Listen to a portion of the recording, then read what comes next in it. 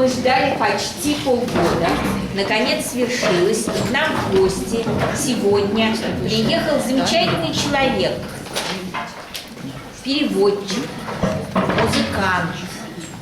И просто очень хороший и добрый гражданин Великобритании в лице доктора Мэри Хобсон. Я хотела бы сказать несколько слов о Мэри. Вот наши студенты учат английский язык некоторые лет с 4. Учат. И никак. Мэри уникальный человек. Это человек, который выучил русский язык. Задумайтесь только об этом. А точнее, начала учить русский язык, когда ей исполнилось 56 лет. Правильно? Да. 56 лет. Но главная цель, а целью был Александр Сергеевич Пушкин. Мэри опровергла известное утверждение Владимира Набокова о том, что Пушкина на английском нельзя перевести стихами. Она не только перевела, она вошла в число лучших переводчиков творчества Александра Сергеевича Пушкина. И не только Пушкина. Она перевела Грибоедова. Представьте себе вот эту насыщенную метафорами, известными вам крылатыми выражениями, да, Грибоедовское горе от ума. Оно теперь тоже в замечательном переводе Мэри Хобсон стало достоянием и английской культуры. Людей, которые, к сожалению, могут читать только по-английски. Но говорить о слове, пожалуй, я больше не буду. И я предоставлю слово человеку, который сегодня подарит нам своего Пушкина. Пожалуйста, Мэри. Спасибо большое. Ну, я очень рада быть здесь между вами. И я хочу сказать, что 20 лет назад я тоже была студенткой в Москве, в университете здесь. Это был в Иньязе. И там я училась в 91 году. И вот сначала я скажу, как это все получилось. 56 лет. Что-то, я лежала в больнице, что-то совсем ничего особенного, не серьезного. Но надо лежать 2 недели. И дочь, одна дочь моя, Эмма, она привезла с собой для меня большой толстый роман.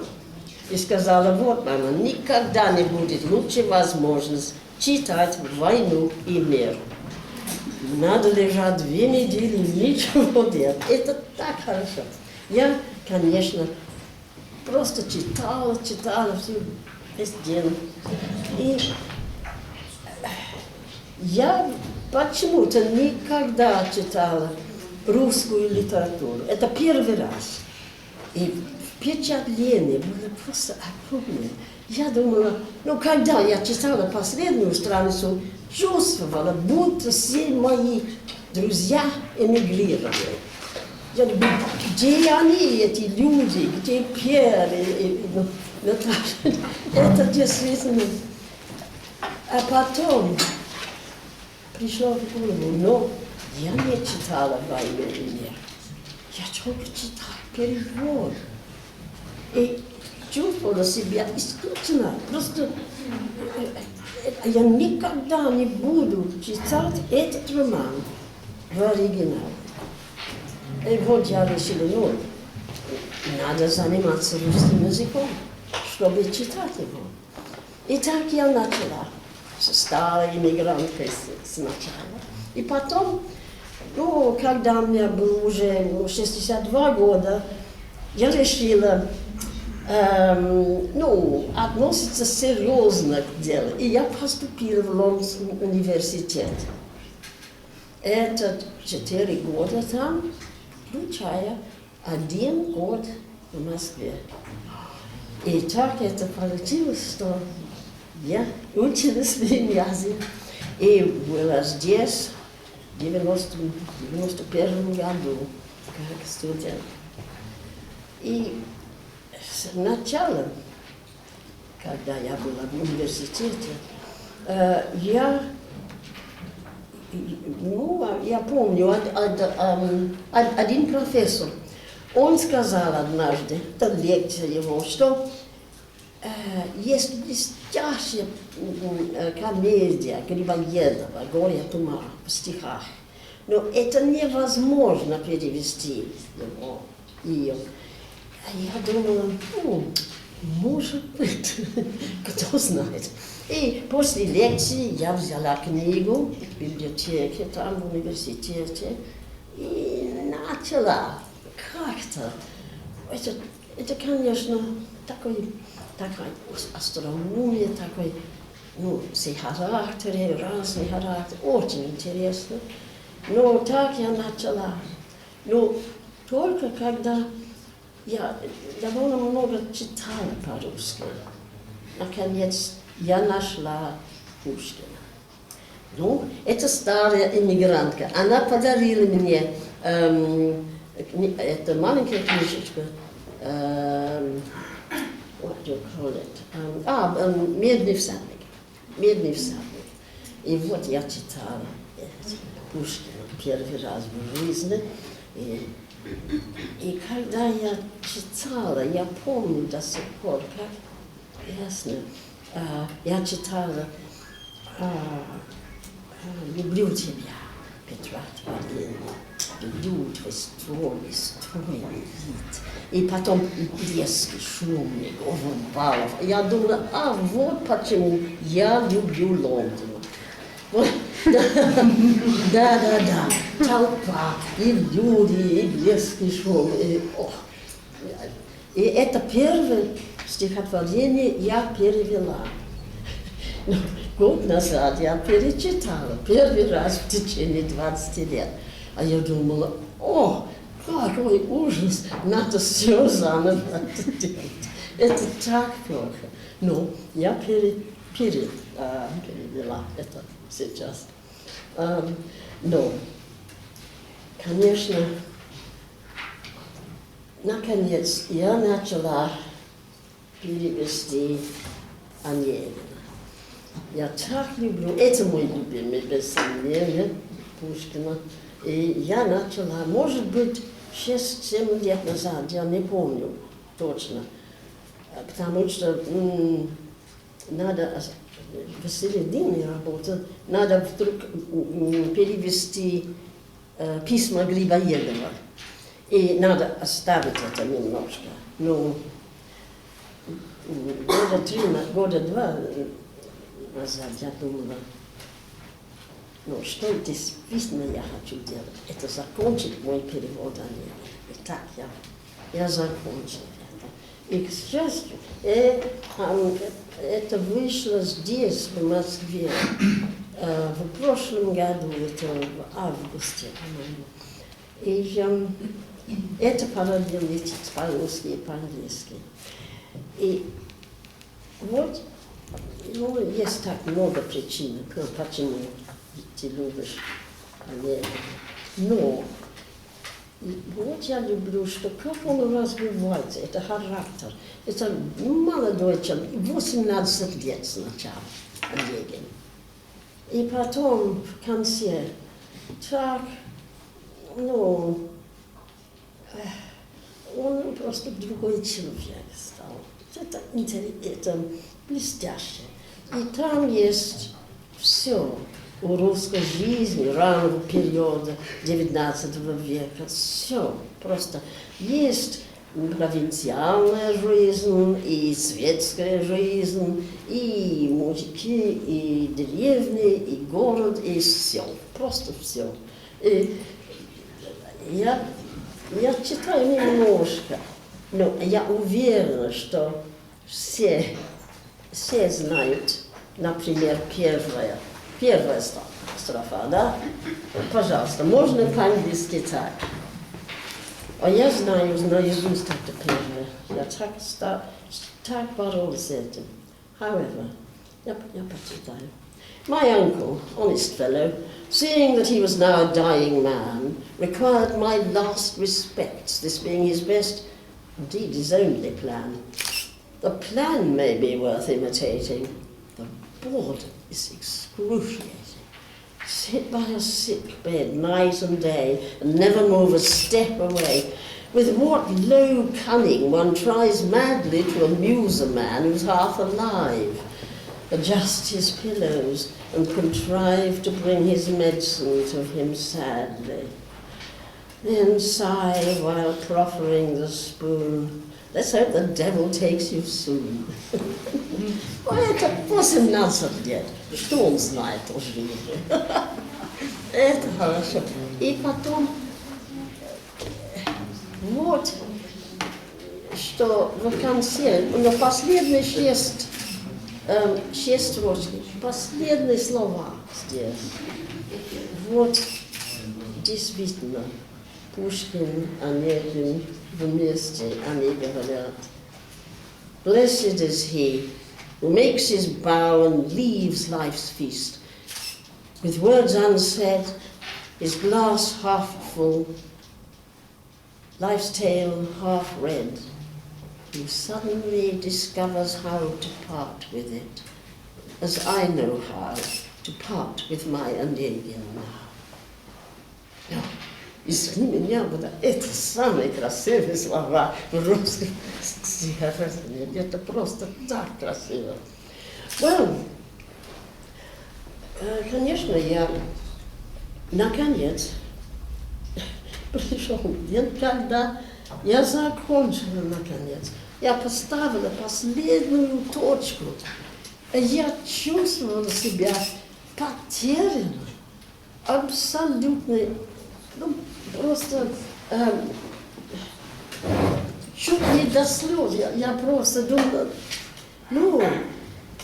опять, где мой Онегин, где Татьяна? И потом я начала думать, а Пушкин, сам Пушкин, как он чувствовал, когда он, наконец, закончил его шедевр. Я искал, в стихотворениях, в 30-м году, приблизительно, и я нашла, вот, маленький стихотворение «Труд».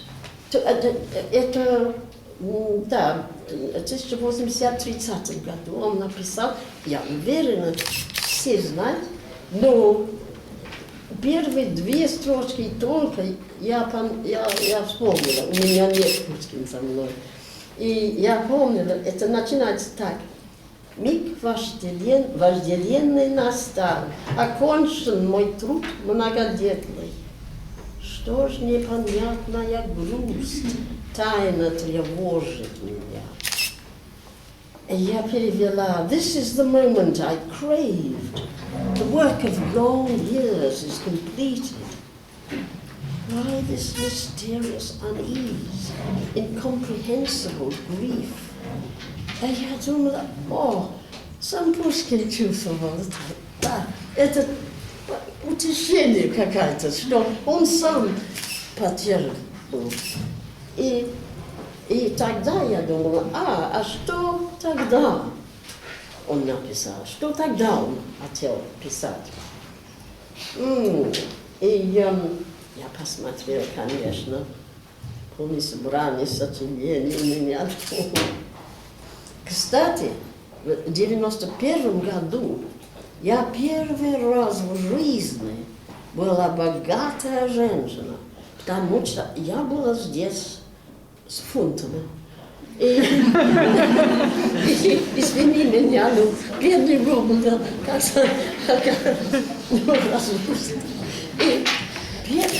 Я купила 200 книг.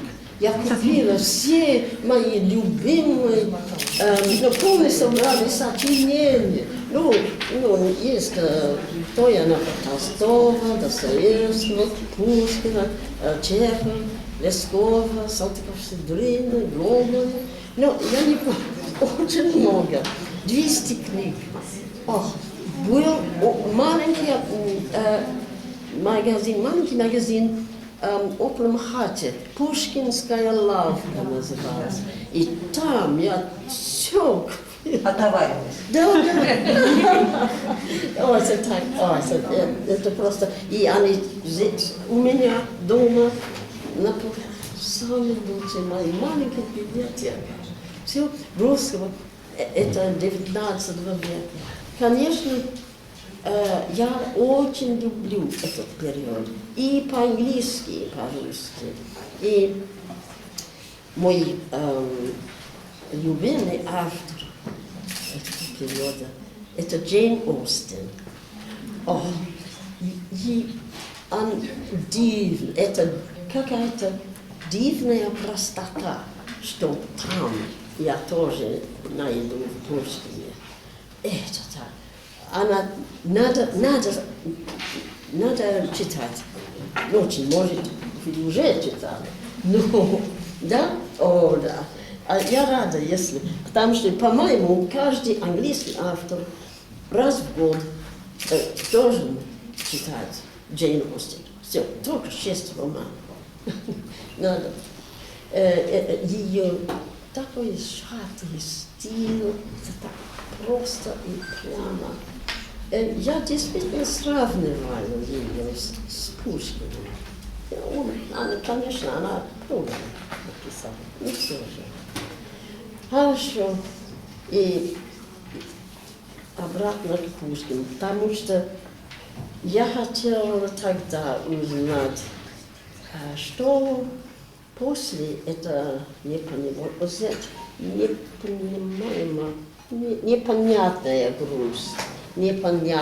грусть. После этого что? А вот такая прелесть. Домик в колонне. Это крайности такие. Это такая, конечно, фабула, это просто ерунда. Это не то, это не что, а как он писал. И конечно, он написал это «Домик в колонне», это октавы. Значит, рифмы вот так. А, Б, А, Б, А, Б. 3 раза. И потом, мы можем иметь двустишие в конце. Но 3 раза А, Б, А, Б. Надо 3 рифмы. 2 раза каждый станция. И я решила так. Он это после Онегина вот это сделал. И вы все знаете «Домик в колонне» или, может быть, по-русски? Несколько строчек. Строфами, да? Нет, строфа и Мэри. Хорошо. 8 строчек. 4-стопный ямб мне надоел, им пишет всякий. Мальчикам в забаву пора б его оставить. Я хотел давным-давно приняться за октаву. А в самом деле, я бы совладел с тройным созвучием. Пущусь на славу, ведь рифмы запросто со мной живут. 2 придут сами, 3-ю приведут. Tetrameter in iamb, pause. I own that any fool can master it. It's time that idle boys left it well alone. I've longed to try octaves in triple rhyme for some time now. I'm sure that it would hone my skills quite splendidly. Why, I'm at ease with rhymes. They're natural as rhythm. 2 just arrive and bring a 3rd one with them. А чтоб им путь открыть широкий, вольный, глаголы тотчас я им разрешу. Вы знаете, что рифмы на глагольный гнушаемся мы. Почему, спрошу? Так писывал Шахматов богомольный, по большей части так и я пишу. К чему, скажите? Уж и так мы голы. Отныне в рифмы буду брать глаголы. To make their pathway open, broad and free, I will at once allow them verbs. You say that we disdain rhymed verbs. Why should this be? Why should we not employ such endings, pray? Devout Shachmatov wrote like that, you see, and for the most part I do write that way. From now on, all rhymed verbs will be accepted. An inconvenient rule. Why have I kept it? Тут, видимо, No, придется сразу две. You should. Так, ага. Не стану их надменно браковать, как рекрутов, добившихся увечья, или как коней за их плохую стать, а подбирать союзы до наречия, из мелкой сволочи вербую рать. Мне рифмы нужны, все готов сберечь я. Хоть весь словарь, что слуг, то и солдат, все годны в строй. У нас ведь не парад, у нас война. I'll not be arrogant. I'll not reject them like maimed recruits who couldn't hold the line, or vicious horses. No, I will select them. I'll choose conjunctions, any adverbs mine. I need those rhymes. I'm ready to protect them, enlist them, make these syllables of mine a dictionary of soldiers, a brigade of syllables. We're not on some parade. Ну, достаточно, спасибо большое. Ну, это просто, ну, а потом, конечно, потом.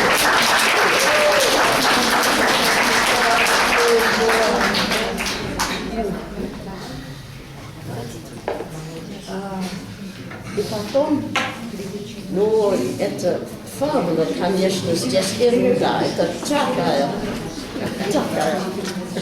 это такая прелесть. Но после этого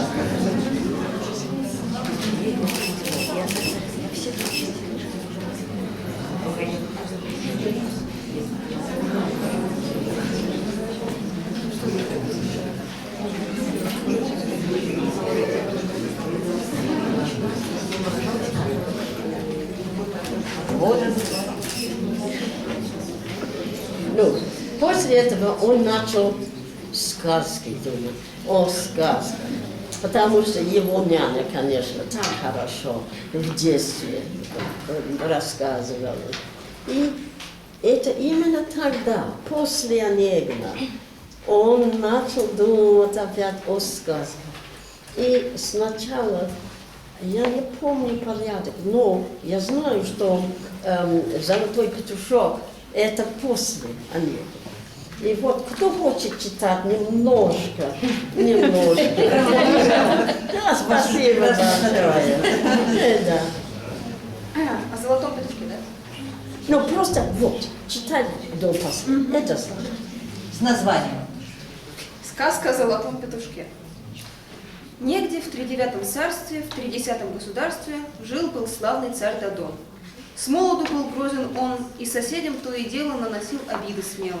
Но под старость захотел отдохнуть от ратных дел и покой себе устроить. Тут соседи беспокоить стали старого царя, страшный вред ему творя. Чтоб концы своих владений охранять от нападений, должен был он содержать многочисленную рать. Воеводы не дремали, но никак не успевали. Ждут, бывало, с юга, глядь, а с востока лезет рать. Справят здесь, лихие гости идут с моря. Со злости инда плакал царь Дадон, инда забывал и сон.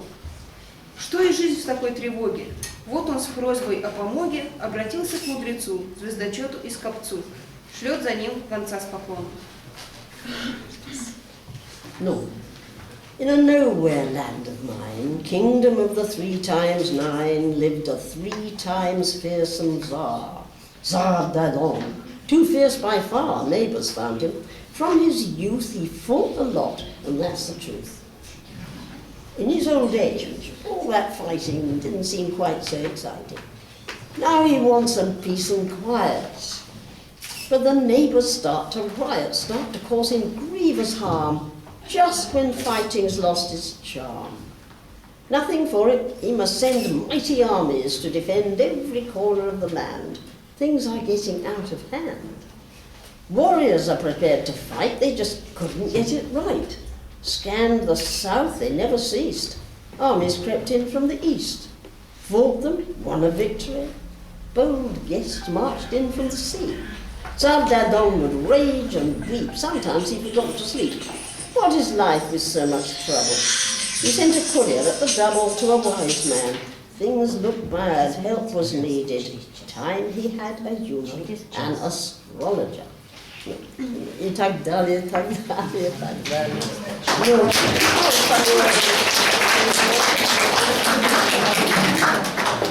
Ну, И последнее, что я привезла с собой, потому что это опять, я даже не закончила. Вот я работаю сейчас, я перевожу сказку о царь Салтан. И это, ну, опять какая прелесть. Ну, немного, как, может быть, вы все знаете. Нет, все равно. Если кто-то не знает, Ну, давайте побольше. Побольше. Побольше, да? Ну вот, у нас здесь... Два листочка мы и озвучим. Да. Ну, вот это хорошее момент. Можно показать.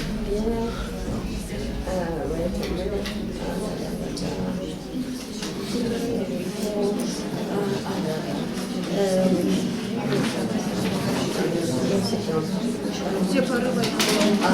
Ну вот.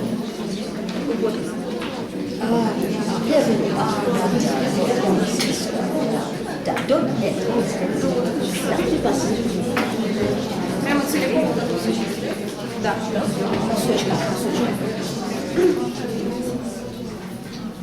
Название озвучивается?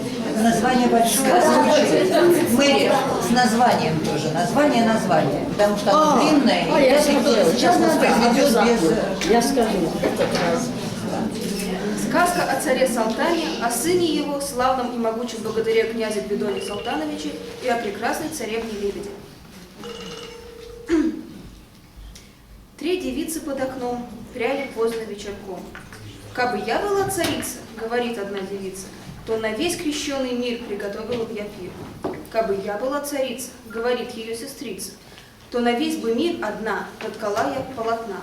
Кабы я была царица, — третью молвила сестрица, — я б для батюшки царя родила бы богатыря». Как? Еще. Только вымолвить успела, дверь тихонько заскрипела, и в светлицу входит царь, стороны той государь. Во все время разговора он стоял позади забора, речь последней по всему полюбилась ему. «Здравствуй, красная девица, — говорит он, — будь царица и роди богатыря мне к исходу сентября. Вы ж, голубушки, сестрицы, выбирайтесь из светлицы, поезжайте вслед за мной и за сестрой. Будь одна из вас ткачиха, а другая — повариха». В сени вышел царь-отец, все пустились во дворец. Царь недолго собирался, в тот же вечер обвенчался. Царь Салтан за пир честной сел с царицей молодой, а потом честные гости на кровать слоновой кости положили молодых и оставили одних. В кухне злится повариха, плачет у станка ткачиха, и завидуют они государевой жене. А царица молодая, дело вдаль не отлагая, с первой ночи понесла. Спасибо.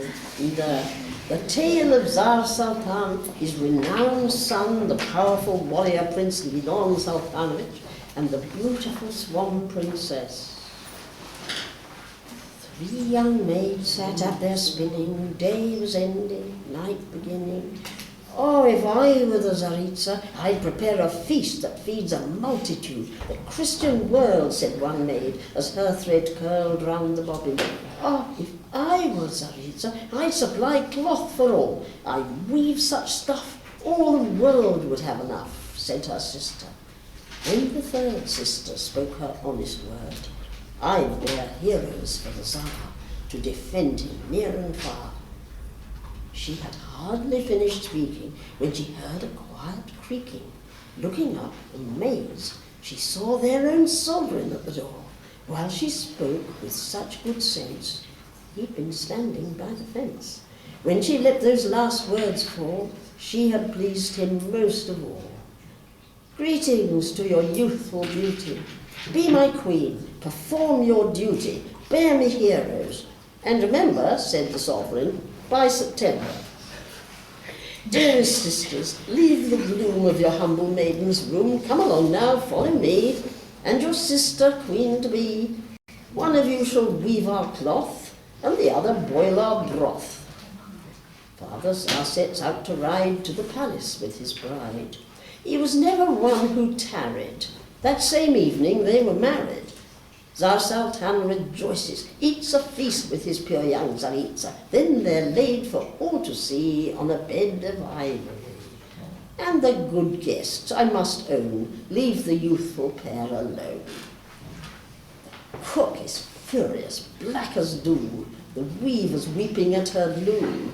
How they envy the new life of the sovereign's lovely wife, while the young Tsaritsa, knowing she's a happy duty owing, is with child on that first night. Ты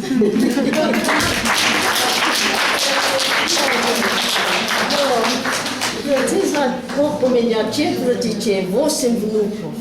И я, конечно, я так люблю, рассказывать, так и раньше, когда они были маленькие, конечно. Я хорошо знал, что это интересно и для взрослых, и для детей, любой уровень. Это очаровательно для всех, по-моему. Это все, что я привез. Вот я хочу сказать. Я думала, что, по-моему, может быть, самый лучший час здесь. Что-то одно. Одна очень хорошая часть. Это последние слова Татьяны Онегиной. Онегину.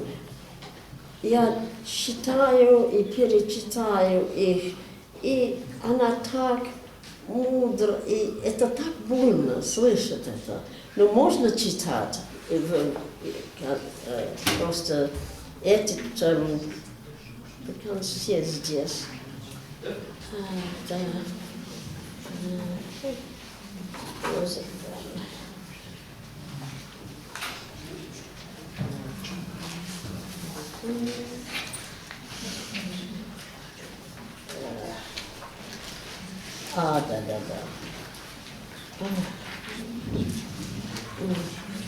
Но, по-моему, все это знают.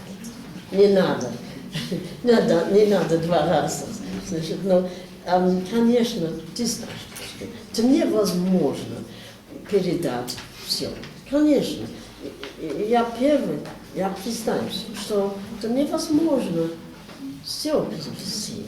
Но я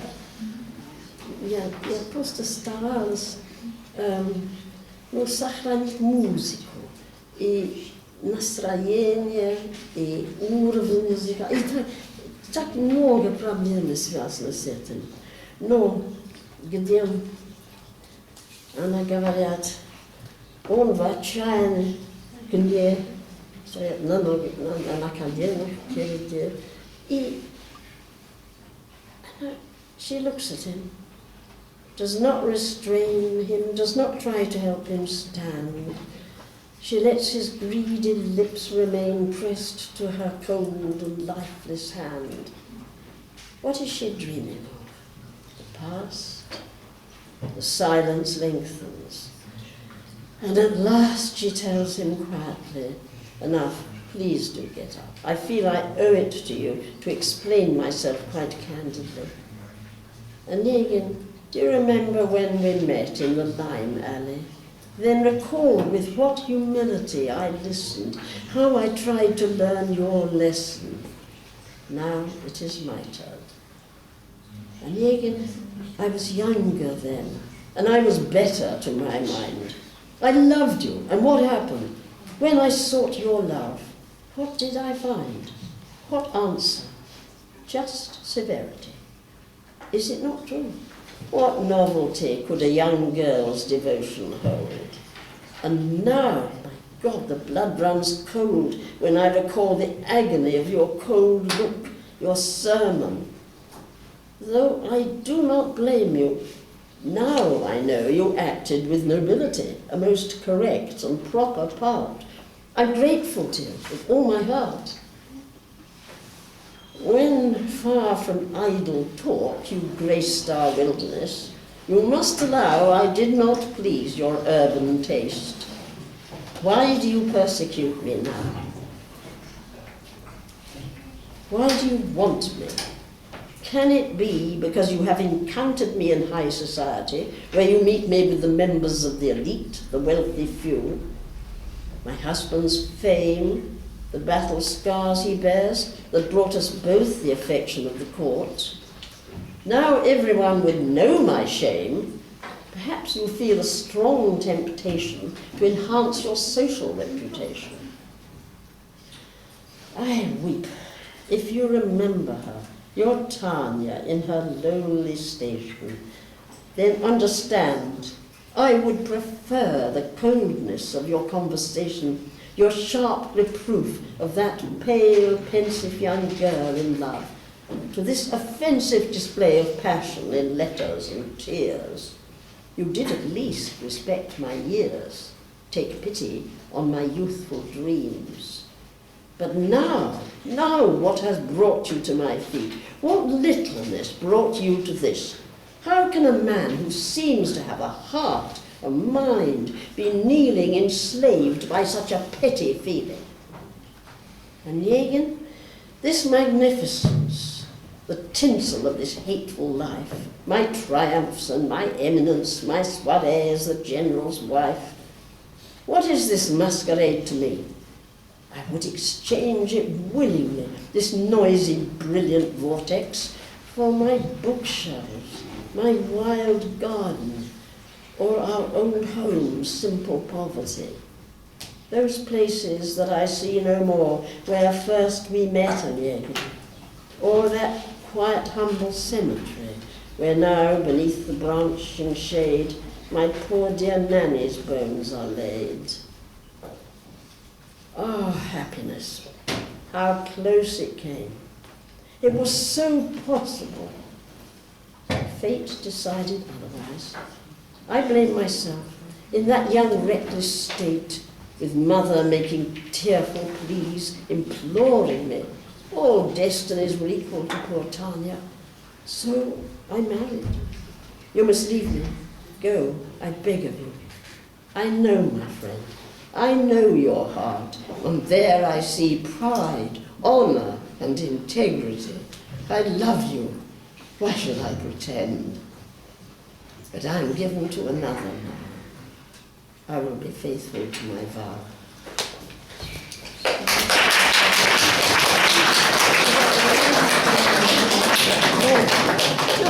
Может быть, вопросы? Я не знаю. Вопросы, пожалуйста. А вы своим внукам читаете сказки на русском языке? Извините? Внукам своим. Вы сказки на русском языке читаете или только на английском? Какие сказки? Сказки. Сказки? Да. Я никогда не читала по-английски. Ну как? Для внуков. Внуков, извините, я очень плохо слышу, извини меня, внуков, ну, конечно, я перерассказываю, я не... Пересказываю. Да, если к этому времени, когда я закончил переводы, они уже взрослые, с детьми. Ну тогда будут правнуки, Мэри. А? Правнуки. Правнук, ну, я жду. Правнуку можно уже читать. Да, Всё я собрание надежду. сочинений. Этот раз обязательно я читаю, да. Ну, конечно. Ну, ты знаешь, я хотела сказать, а я забыла, что наши языка, вот английский язык, это очень ямбурский язык. Это очень, например, обыкновенные предложения по-английски. Очень часто просто они упадут. Например, I think I'll have a cup of tea. I'll go and put the kettle on. Это 4-стопный ямбы. I think I'll have a cup of tea. I'll go and put the kettle on. Но это так часто бывает. И первое, когда я перевожу, я, конечно, все эти знаки,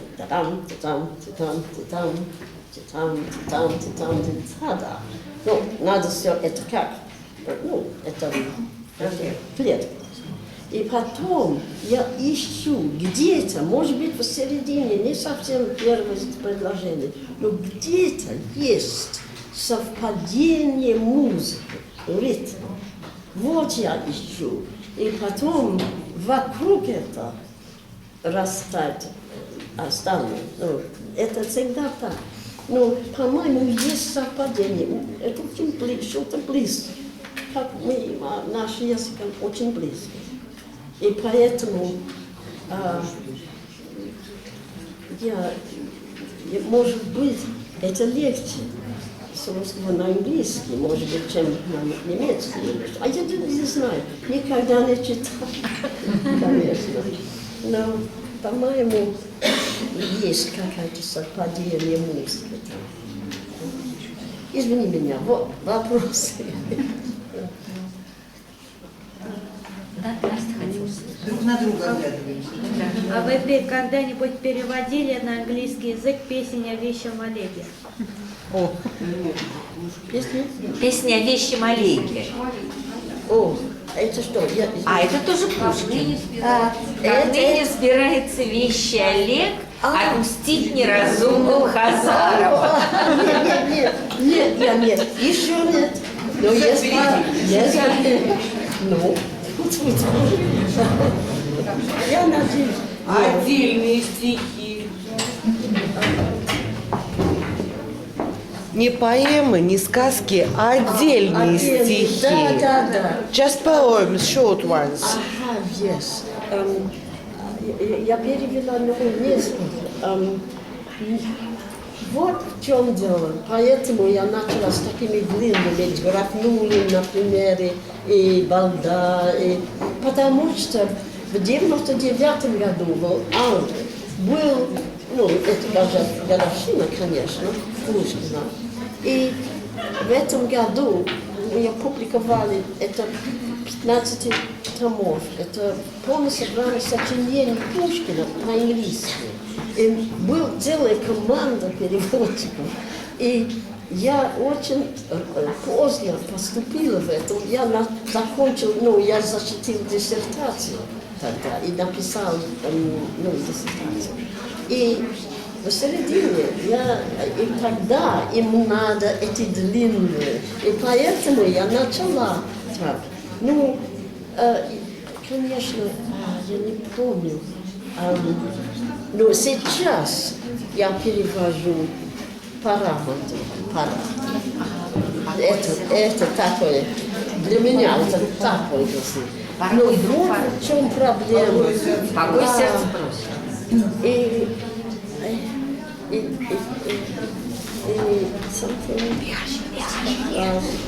да, умрем. Да. Это очень трудно. Это займет еще несколько недель, месяцев или что. Я не знаю, но я начала это. Но я не помню. Память моя так плохо, что я много лет назад лирические стихи я начала перевести. Например, wait a minute. Конечно, потому что моя старая эмигрантка настаивала, что я должна писать морозы, солнце, день чудес. Конечно. Yes, frost and sunlight, wondrous morning, and you, my charming friend, still warm. Я закончила, но я не помню, извини меня.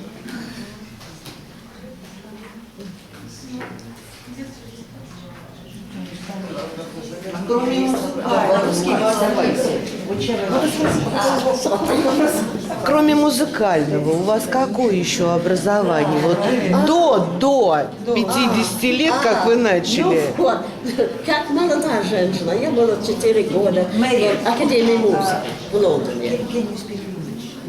So you can speak English. Oh, yes, okay. If it's easier for you, so... Well, yes, if you can't understand me in Russian... No. We do understand you, but for our students just... Oh, I'm sorry. No, I was afraid you might not understand my awful Russian. Never mind. Yes, I spent 4 years at the Royal Academy of Music, piano and violin was the second instrument, but piano was my main instrument, and I still play. And then, you know how life is. You know, I got married, and then I would have had perhaps a quite different career, but my husband became very seriously ill and disabled. So after about 2 years of marriage, so I was looking after him and children and so on. I wasn't doing anything until I got to 50 years old, and I thought I'd got to do something. So I wrote a novel, and I wrote 3 novels. In fact, they were all published in London, and novels are something you can do around the kitchen table, you know, when the children are asleep. Novels are a very handy form of literary exercise. But I wrote these 3 novels, and I wrote a 4th, which I thought was the best of all, but they didn't like it. It was, well, I'm not romantic, black humour perhaps a little bit, and it was at a time in the 80s when everyone was so optimistic, everything was for the young, they were all making fortunes, you know, and they didn't want to hear about a novel set in an old lady's home. You know, they were semi-senile old ladies. And I don't know what possessed me to write this, but anyway I did. And I liked it. It made me laugh anyway. It made me laugh a lot. And fortunately, I think it makes Natasha laugh because I'm hoping she's going to translate it into Russian when she's got a minute to put between seconds. I mean, you know, it's 6 months in the summer, Oh. 6 months in the winter. Oh yes, yes, that's what Natasha always advises. I should live here for 6 months in the summer and 6 months in the winter. then we'd get everything done. I think my children and grandchildren might object, however. No, so really I didn't have the career I thought I was about to have. And my husband didn't have the career he thought he would have. He was a very talented stage designer. And it turned out somewhat differently. But however, apart from these novels, which I did publish, I really had no separate career until finally, at the age of, I suppose I was 58, I was on my own for the first time. And I thought, right, you know, now this is my moment to try and discover what I really want to do. So I tried to think, you know, and of course, it was, that's when I was just after I'd started learning Russian, and the Russian was becoming quite an obsession, and I was getting so involved in the literature, and I thought, of course, this is what I ought to be doing. So that's when I went to university, at 62. It was very funny. I mean, the first day, I went to this university, London University. I walked round the square about two or three times before I dared go in. I thought, what have I done? And the first day, I thought, I'm not going to be able to do this. I have made a terrible mistake. How embarrassing. I've got to keep going though, because the children will be so disappointed. So I thought, oh Lord, the first term, I really did nothing but work on the course or sleep. I fell asleep on everybody's sofa. I would go out to see people and just drop off. I was absolutely exhausted. But gradually, my memory sort of came back into action. So then after, it was the 3rd year of at university that we had the possibility of coming here. I thought, there were 20 students, all of them about 20-some, 21 or 2, if that. I was 64, and we all came, 20 of us, from universities all over England and Scotland and Wales. And there I was in a hostel, the hostel on, near Parkville, I can't remember the name of the room, studying at, they called it then the Maurice Thorez. It was the old, it's Linguistic University now, isn't it? Yes. It was an extraordinary time. We went out to the first 6 months we stayed. What is that? It's beyond Yugo-Zapotnaya metro and then a bus ride. It's Pushkin, a massive place where foreigners study Russian. I can't remember the name of it. Pushkin Institute? Pushkin? Yes. We lived there. Диряб. Huh? Диряб.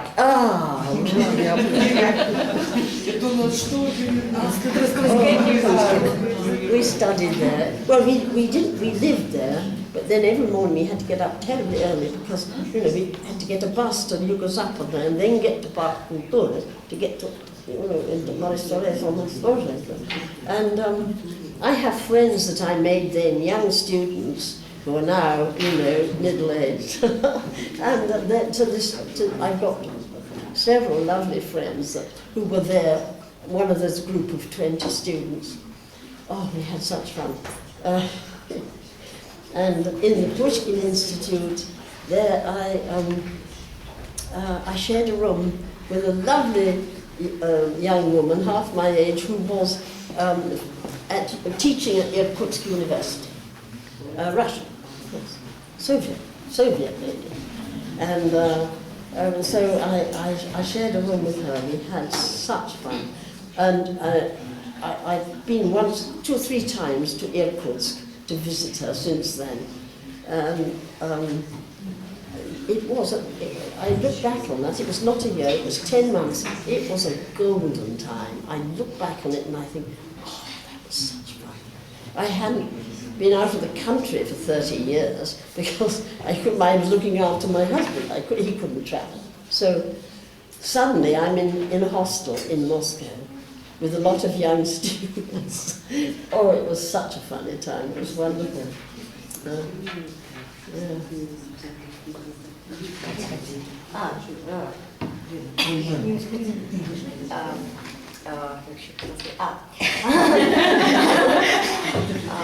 First, I would like to say that you've impressed all of us with your Russian, because I think your Russian may be better than Russian. Oh,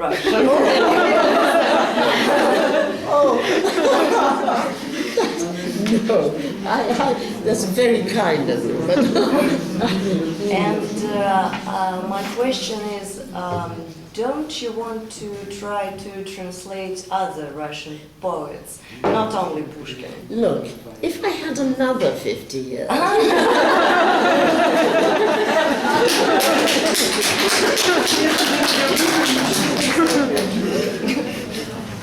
I think now I really have decided I'm going to... It's just going to be Pushkin now. I love it. Why should I settle for second best? Yes, if I were younger, of course, it'd be more adventurous to explore other writers and so on. But I do so love translating Pushkin. It keeps me sane.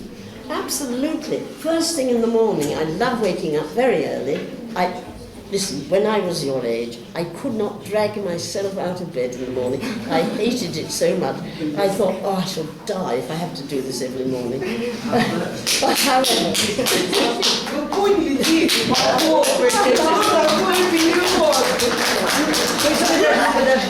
But there is hope, it does pass. You do eventually get up. And now I love to get up really early. I get up at 6 and I make myself tea and I take it back to bed. And I sit there and I translate Pushkin. And this is what keeps me sane.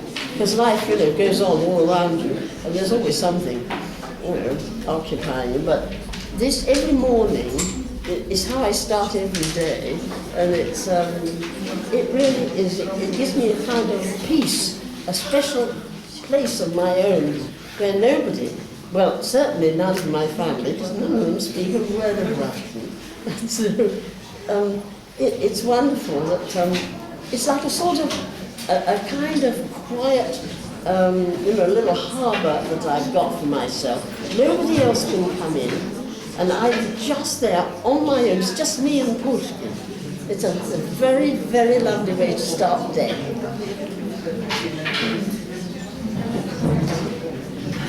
What will you do when all the Pushkin is translated?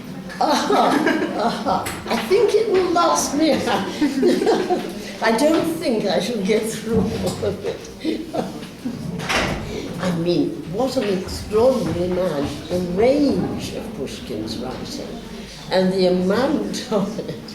He wrote so widely about so many things, and I certainly shan't get through all of Pushkin. But I did love translating Gorya Tuma. It was great. But I think I'll stick with it. No. I have another question. I was wondering, what's the situation right now in London or in the Great Britain with Russian language? I mean, is there a need for Russian translators at all? There was a time, I think it was when I was studying 20 years ago, that there were a lot of Russian departments were opening up in universities, and it was very important then, that there was a new breakthrough. It was, like 91, for instance, at that sort of period. There was a need, because there was a new connection growing up. But now I think Russian departments are gradually fewer, and some are closing, and that's sad. I think now everybody's either learning Chinese or Arabic, but that's to do with other things entirely, rather not literature, but to do with politics, isn't it? The necessary language at the moment, perhaps Chinese or a lot of emphasis on that. But I think I was quite happy the other day. Somebody showed me how to, on a computer, and I'm useless on computers. I mean, I use them, but something always goes wrong. I have grandchildren to consult. They know how to do it, so I phoned them up and find out. But a friend of mine here showed me how to use Google Translation. It was bliss. I laughed so much. It was just wonderful. It really cheered me up, and I thought, I think we are still necessary.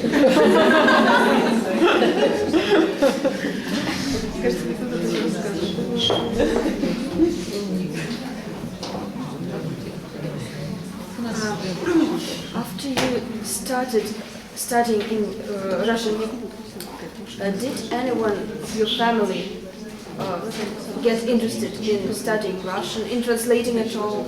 Not one of them. I tried and tried.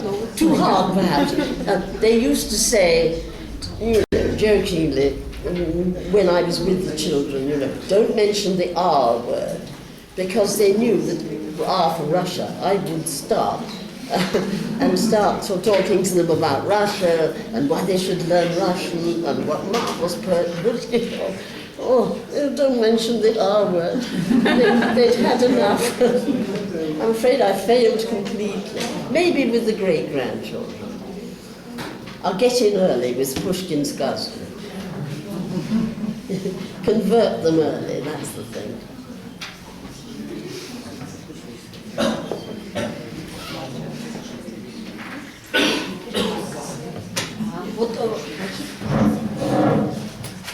My question is related to Russian language. What helped you more to improve your Russian language? I can't quite hear. My question is related to Russian language. So, What helped you more and most to improve your Russian language? How do you improve your Russian? how? Oh. What helps you? Oh, what helps me? Oh, sorry. Well, coming here every year.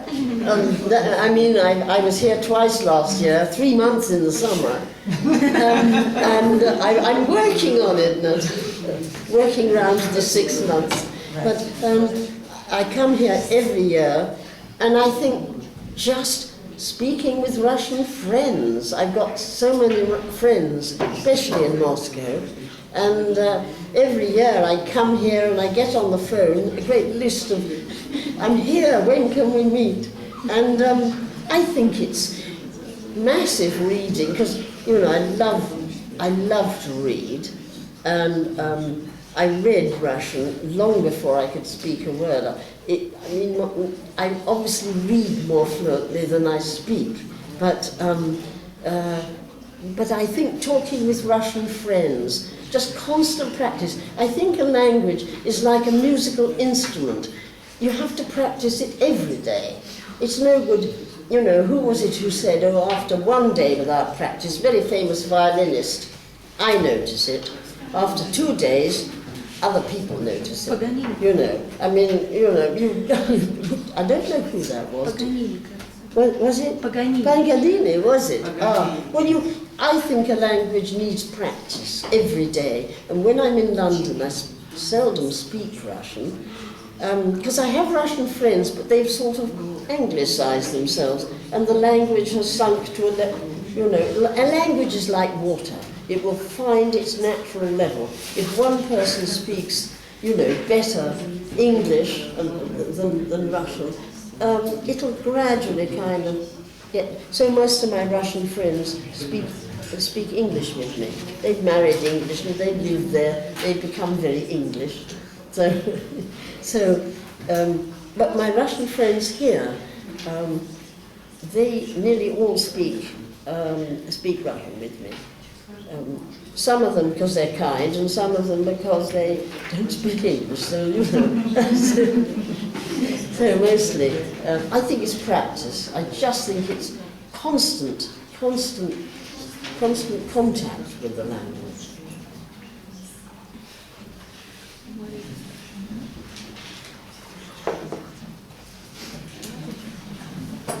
I'm interested to know whether you've been to the Bolshoi Theatre while in Moscow, and have you seen this opera, Evgeny Onegin, in real, in order to compare with the origin?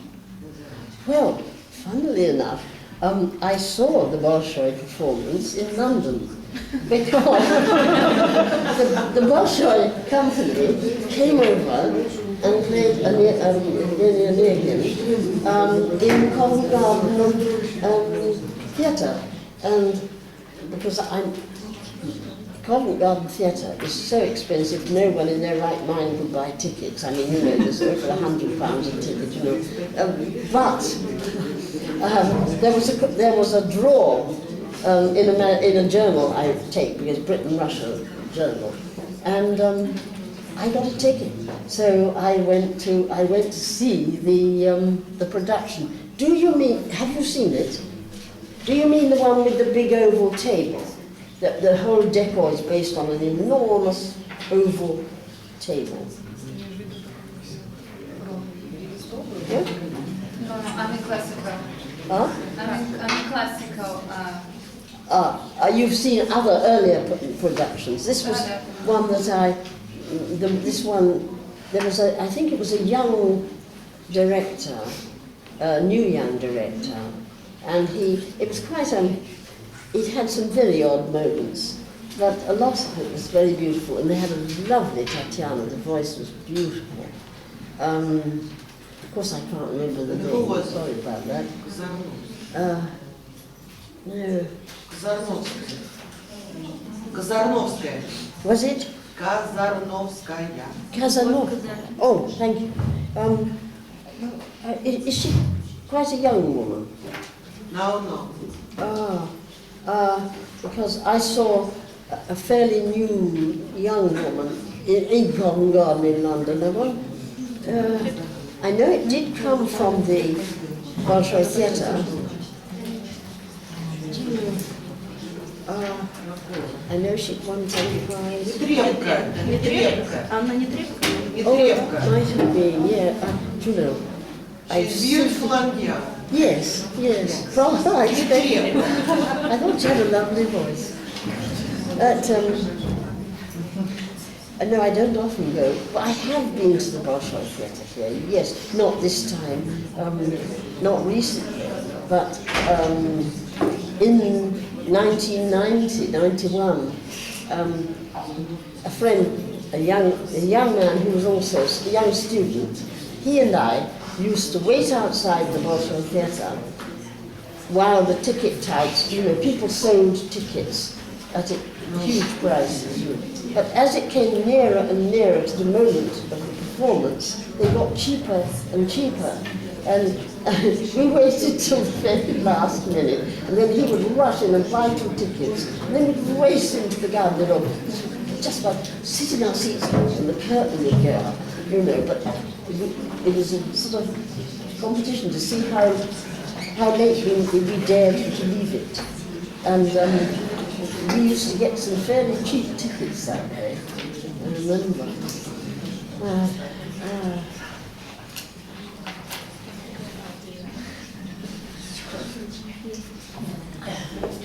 Have you ever translated songs? I'm sorry, there's somebody at the back.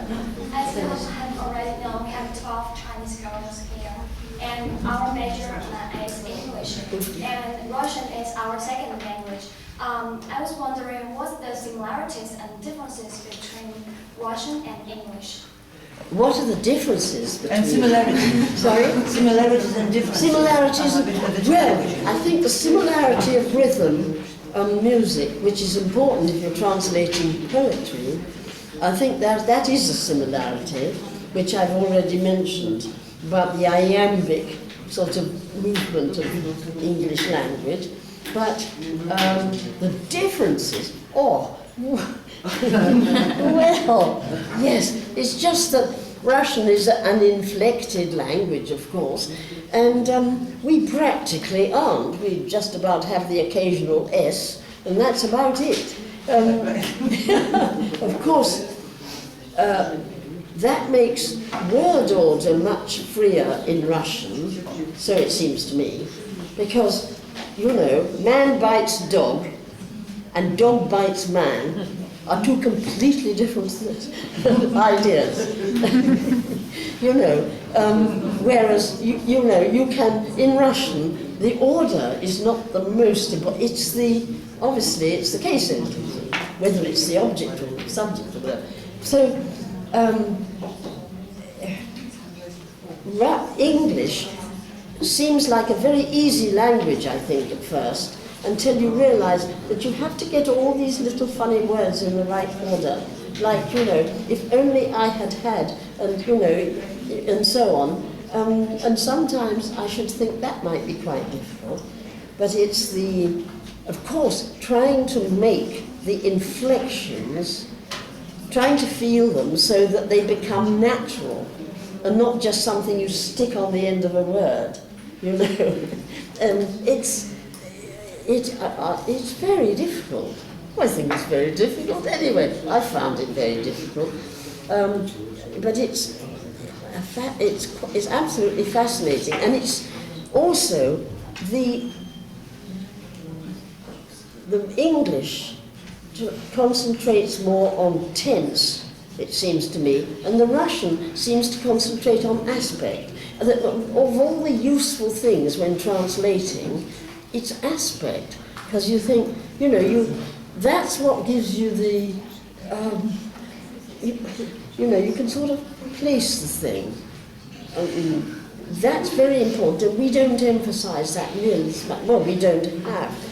For a start, we don't have 2 verbs for every blessed movement.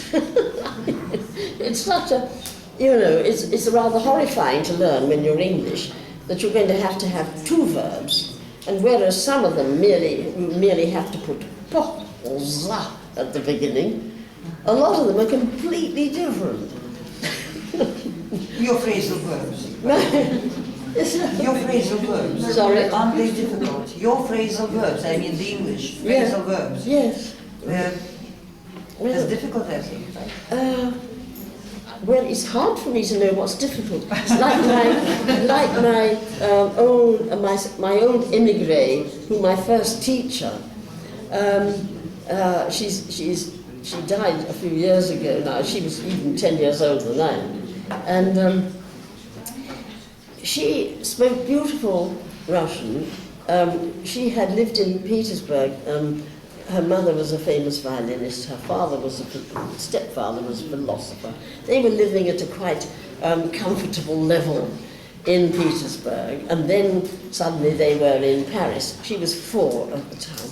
But of course, all around her in Paris were all these Russian immigrants speaking Russian. So she learnt her Russian there, but just at home and speaking with family and friends and so on. But she didn't actually know the rules. When I used to try and ask her for an explanation of why this thing was so,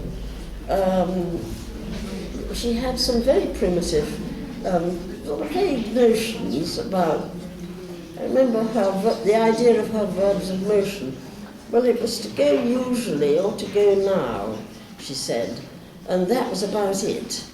But of course, she spoke beautiful Russian instinctively, and I don't think about how difficult English is. It's hard to imagine that it's difficult, you know. And I'm trying to guess what might be difficult, and I think it might be the tenses in the verbs that we have a whole lot of small words which have to be combined to make these different tenses. I think that might be one of the problems. Mary, was it difficult to master all those cases in Russian nouns? Oh, completely. And how? The nouns, the first case, the second case. Oh my goodness. Yes. I mean, I haven't mastered the types. I'm still working on it. Right. So can you tell our students how you do it and how you did it in the past and now? I just practicing by reading and reading and reading. I mean, it was 6 years before I went to university, and all that time I'd read War and Peace. I'd read the first book I read once I got a little bit of Russian. And I got this War and Peace, and I got a big dictionary. I bought an Oxford dictionary, and I read it so slow. It took me 2 years, and I read every sentence like you read a poem, you know, trying to. And I would think, yes, I know chitat and chitayet, but what's this chitavshit? And then I looked in the grammar. I see. It's a past. And back to the reading. I read, and that I think, I never ever learned a list of words. You know, sometimes the teachers give you lists, learn all these words. I only ever learned words in context, so that, you know, the words came with their sort of colour around them. For instance, I can still remember Семейные страсти, Tolstoy. I read that. On the left-hand page, just in the middle, it says, Между тем пришла весна. Между тем.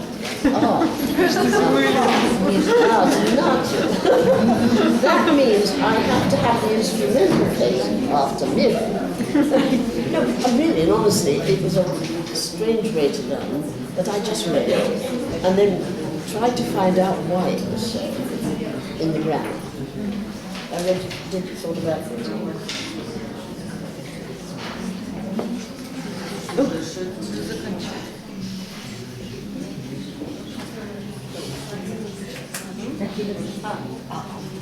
Do you know any, I would say, untranslatable poets in English?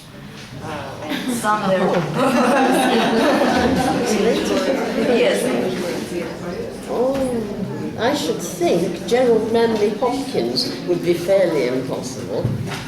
Gerald, do you know Gerald Manley Hopkins? I know, but I haven't read yet. Because that's a very specific, a lot of alliteration, a lot of things that depend on the music of the words. And it's like, I mean, the difficulty of trying to translate a pun. Well, you can't. It's impossible because, you know, they are not going to be, there's not going to be that similarity. You'll be very lucky if there was. And translate, you know, poems that rely on alliteration and, you know, matching consonants would be very hard to translate, I think. I think all poetry is hard to translate. In fact, I really think it's impossible. I mean, I know because I keep trying to do it, but nevertheless, you can't convey it. You just can't. You know, but you can. What I'm always hoping is, like I, you know, read War and Peace, and thought, oh, I've got to read that in Russian. You know, maybe somebody could read a translation, and then say, oh, you know, my God, the original must be marvelous. I have to learn Russian. I have to learn English. I think.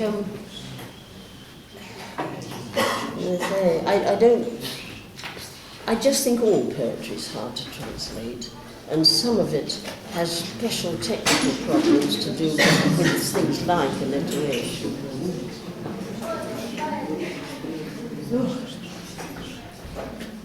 You must all be exhausted. What do you think?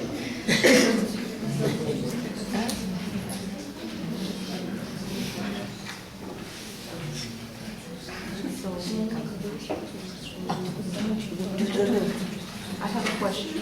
You compared literature with music. What music do you like, except the opera usually? Except what? The opera. What music do you prefer? What music? My do you like? favourite music? Yes. Bach, undoubtedly. Bach is my absolute favourite. Do you play it? I do, yes. I love it. And I especially love my favourite thing of all is his B minor Mass. You know, the great B minor Mass. It's the most wonderful choral work. Do you know it? Oh, you're so lucky, because you've never heard it. See, now, because it's all in store, you'll be able to, you know, it's the most wonderful thing. You want to listen to it over and over. I only know it so well because when I was a student of music, they insisted that all of us, even if we couldn't sing a note, and I can't, I got about 3 notes in the tenor, they insisted that we all join in and sing this B minor Mass. It was something we had to do, otherwise we got thrown out. So we all did. And I learned that music from the inside, singing horribly in the alto, quietly. And since then I've loved that most of all. But Bach, I think, just says it all. You know, it's the most perfect, the most fully expressive music, I think.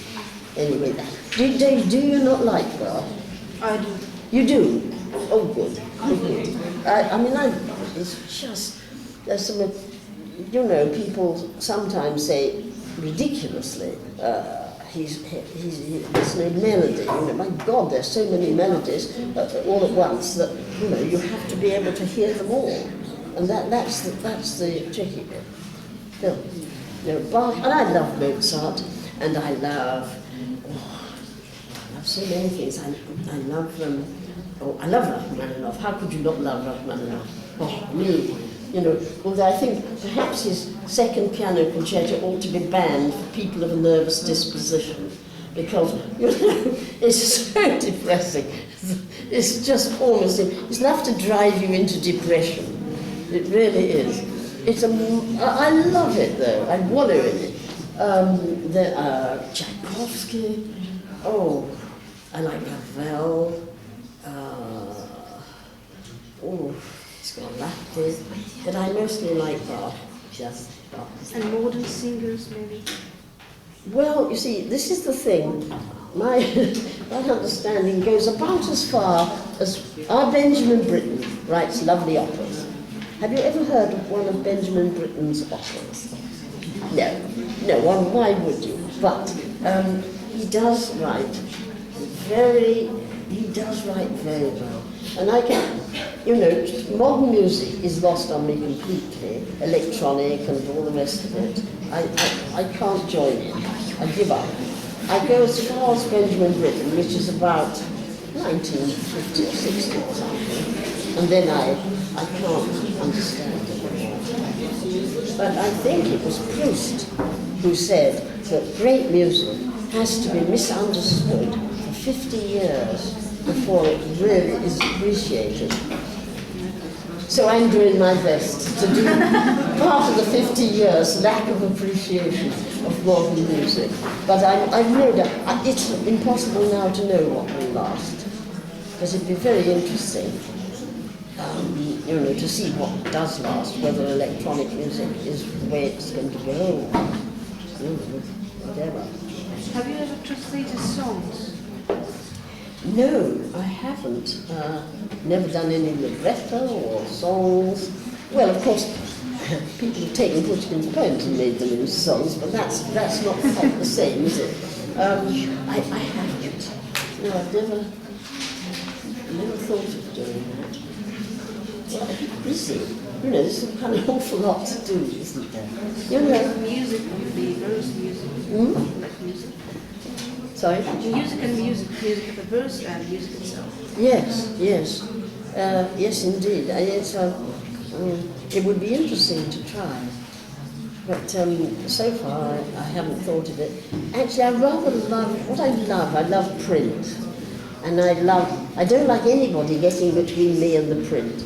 I've never read anybody else's translations, and that sounds as though that's very, that I'm being very conceited. It's not that, it's just that it's a private affair between me and Pushkin, and I can't bear the idea of anybody else intervening. I don't want anybody else's, version of it. There's just, it's my understanding, there it is, Or maybe you will write music for Pushkin. Sorry? Or maybe you will write music No, I don't do any writing of music. I play a bit, but not like I used to.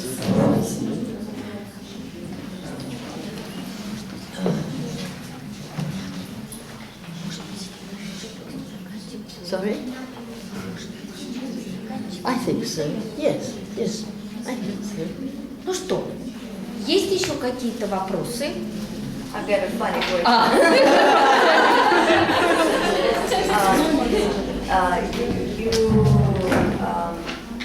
You spoke about music and you've spoken about the music, and I've got a very funny maybe question. What do you think about the rock and roll music, and especially about the punk rock music, and especially about anarchy in UK, and so on? Well, I absolutely love rock and roll because, I missed it the first time round. I was so busy studying classical music, I didn't notice it all going on. But my son was mad about rock and roll. He danced like a lunatic, rock and roll. He was a mad dancer and loved the music.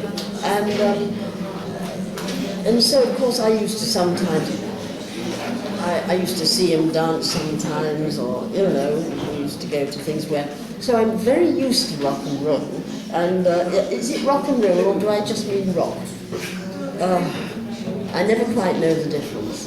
Rock and roll will do, won't it? Yes. No, I really love it, absolutely.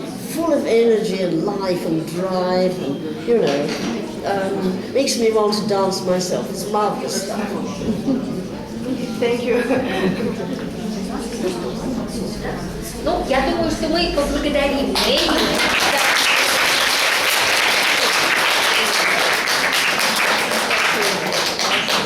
И будем надеяться, что пожелания Натальи Александровны исполнятся с будущего года. Да?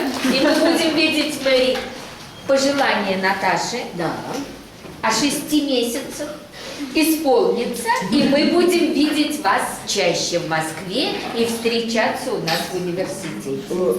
С удовольствием.